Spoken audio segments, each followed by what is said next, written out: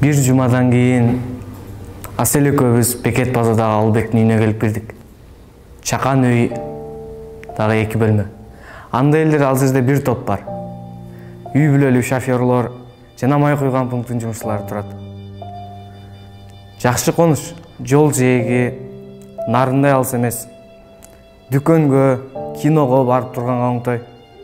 Кантсе да областтын борбору да. Анын үстүнө менин көпчүлүк рейсим ат башы менен балыкчынын ортосу болгондуктан түндө бир жерде чарчасаң, үйгө түнөп өтсөң болот. Кадыресе эс алып да каласың. Анан мен келмейинче Асел да чыдамы тайып күтүп отура берет. Иши кылып, турмушубуз өз оңуна баратты. Кеңеше отуруп, Асел да иштемей болду. Иштейм деп болбойт да, кантсе да айылда өскөн кыз да үйдө отура берип бук болбойбу? Аңгыча эле Аселдин оюнда бүтүп, үйдө отуруп калды.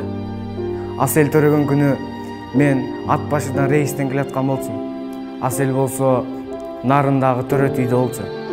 Мен сүйүнгөнүмдөн ооруканага келсем, Асел уул төрөптүр. Албетте өсүнө киргизбей коюшту. Мен сүйүнгөнүмдөн машинеме отурдум дагы тоорлап бир куудум дейсиң. Тим эле асказоо, айланам аппак кар, булуттар бут астымда калат.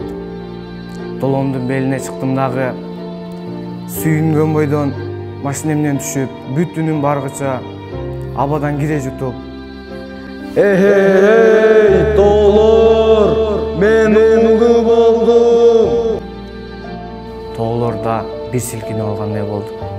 Назарымда менин үнүмдү кайталагансып, жаңырык Капчыгайдан Капчыгайга тарап жатты. Уулубуздун атын Самат койдук. Мен койдум. Эки сөзүбүздүн бири эле Самат. Саматай тиш жарды. Саматай дүрпөлөндү. Саматай чуркады. Деги эле койчу, ушундай жаш жубайлардын баары эле ушундайгы дейм. Бири-бирибизди жүрөгүбүздөн эзилишип жакшы көрөбүз. Бирок мен шоорман анан кыйнады. Бул бале кайсыл жактан жабышканын азыр биле албай, жер астын үстүн болду да калды. Бирок азыр баарын түшүндүм го дейм. Бирок түштөн кийин түшүнгөндөн кийин эмне пайда? Бир күнү жолдон Аселди жолуктуруп калдым. Кайран нечейин ирет жолугарыбызды ал да, мен да билбей экөөбүз эки жакка басып кеттик.